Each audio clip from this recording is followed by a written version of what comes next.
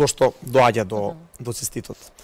Во суштина дискутираме за инфекција на мочниот меур, која што најчесто е предизвикана од бактерија Ешерихија коли.